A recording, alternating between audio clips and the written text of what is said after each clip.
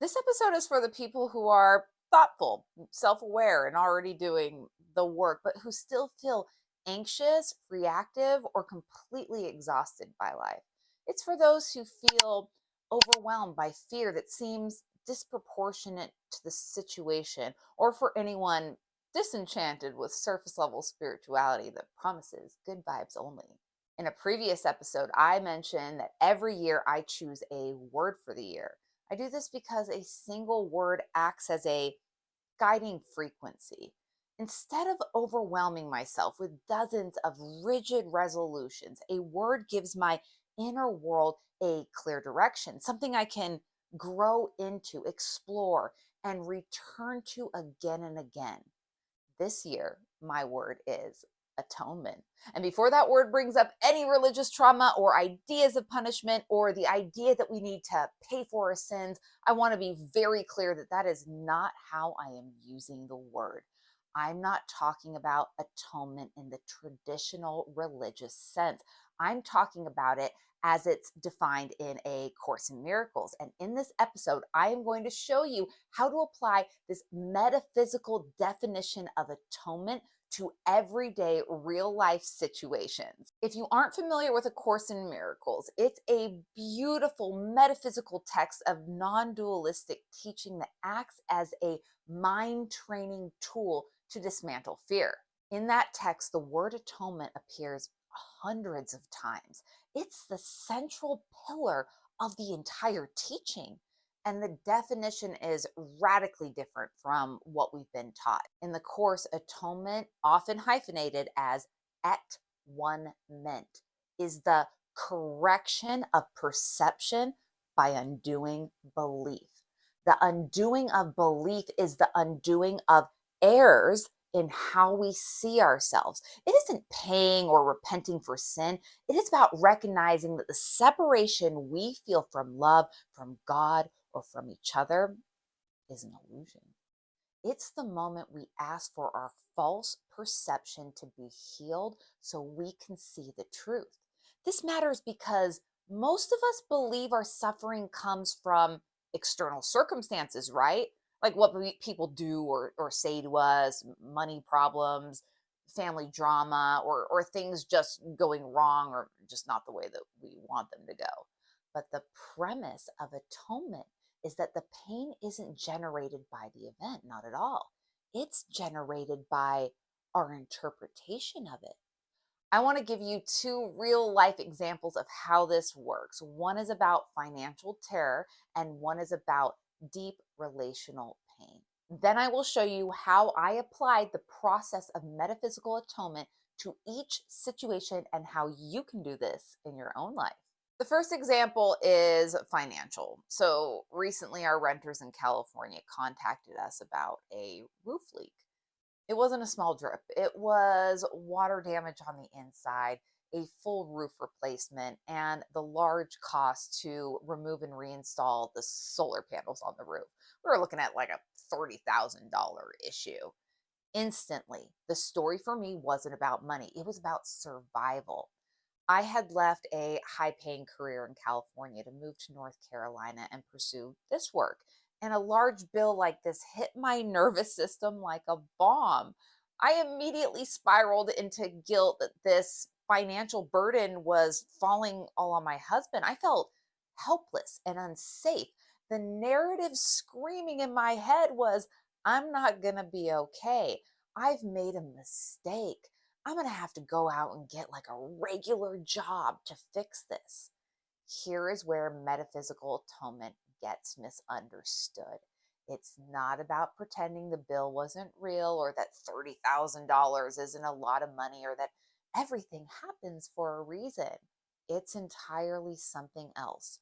You don't need to be a monk to do this. You just need a process. So here's what I did. Step one is the pause. This is the most critical step. This is where I had to pause and stop the idea that this event is causing me pain and gently shift to, I'm willing to question the interpretation that's causing my pain. The pause is where I use the most powerful phrase in atonement. The phrase is, I don't know what any of this means, but I'm willing to see it differently. That phrase opens up curiosity. It loosens the grip of panic. It allows me to be in the messy middle without needing to fix the future instantly. I'm not solving the issue, but I'm rather admitting that I don't know what any of this means and I'm willing to see it differently. That's step one. Step two is distinguishing the facts from the terror. To do this, I first named what atonement is not, what it's not. It is not pretending the roof isn't leaking. It is not spiritually bypassing the cost or saying everything happens for a reason. The roof was real. The damage was real. Those are facts. But atonement asks us to catch the moment where perception hijacks reality. I had to stop and say, the roof is real, but the terror I feel is coming from a story about my survival. That distinction stops the bleeding.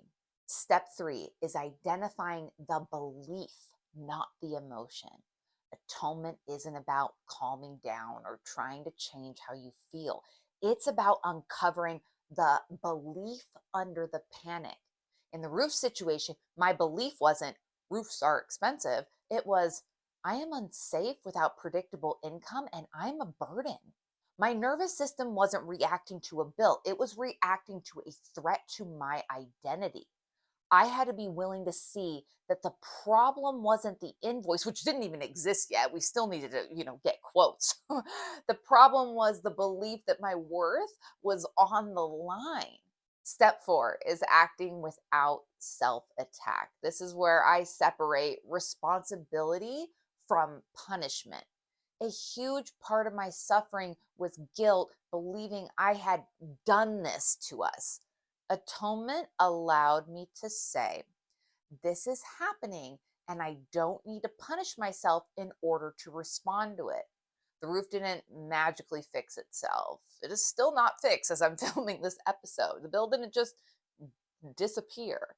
But what changed was that I stopped relating to myself as a failure or as if I did something wrong. And from that place, I am better able to handle logistics without the added layer of terror. My second example is relational. I was recently in Salt Lake City, and my father, who I have a complicated relationship with, did something deeply hurtful to me. Without going into every single detail, it was a public exclusion. It happened in front of other people, and it was kind of humiliating. Again, here is where people misunderstand atonement. They think it means spiritually bypassing, smiling, and pretending it didn't hurt. That's not it. That's not it at all. When this hurtful situation happened, I felt a wave of rage. I wanted to light a Molotov cocktail and blow up the situation. I felt the heat of rejection and the very old narrative of I don't belong, I don't fit in. But I have enough tools nowadays where I could watch myself feel this without getting caught up and acting on it. So there was no visible reaction anyone saw it of me, but that doesn't mean the internal pain didn't need to be dealt with. Here's how I applied metaphysical atonement to this situation. Remember, in step one, it's the atonement pause. Instead of acting on the rage, instead of lighting that metaphorical Molotov cocktail, I paused. I sat in the seat of the observer. I watched Erica have a massive internal reaction, but I didn't identify as the reaction. I used the pause to ask a different question. Instead of, how do I make him pay for my pain? In that moment, I remember to pause and say, I don't know what any of this means right now, but I'm willing to see this differently. That pause broke me needing to react and opened up curiosity. In step two, I remembered to distinguish the facts from the terror. In this situation, atonement was not smiling and pretending to be the good spiritual daughter. It wasn't bypassing the hurt.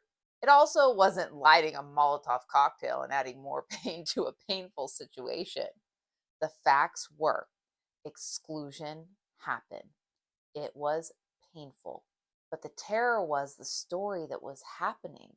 The story was this is proof that I am not loved. Distinguishing the facts meant saying this behavior is happening right now, but the story that I'm unlovable or unsafe because of it is the perception I need to heal. Step three is where I identified the belief, not the emotion. The emotion was humiliation and white hot rage. But atonement asks us to look under the emotion. The belief underneath my rage was his behavior defines my worth. My nervous system was reacting as if his behavior towards me was my oxygen. I had to be honest with myself. The pain wasn't just his action. It was my belief that I needed him to be different in order for me to be okay.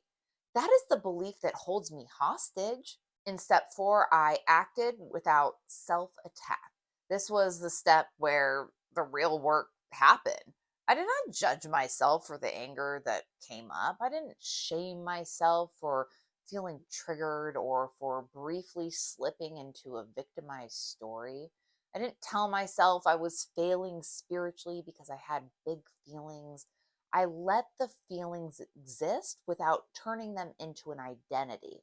I also didn't act out on them, right? I didn't explode, punish, withdraw, or make my inner reaction someone else's responsibility or problem. But I didn't bypass it either. I went home, cried in the shower, let my nervous system discharge what it needed to release. That was a private grieving. That private grieving mattered. It allowed the emotion to move without becoming a strategy. His behavior belonged to him. My feelings belonged to me. Neither one had to define who I am. By not attacking myself or having a strong internal response, I stayed present without needing to burn the bridge or harden my heart. That's relational atonement. Staying connected to yourself, capital S, without self betrayal or self violence. These two examples show the range of this practice, but no matter what the situation entails, the steps are the same.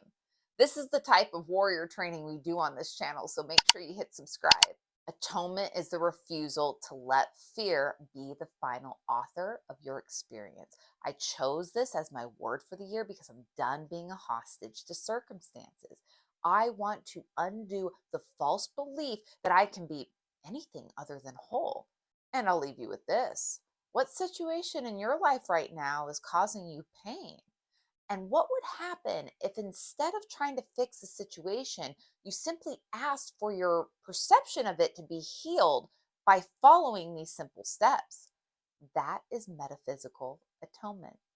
Have a good week.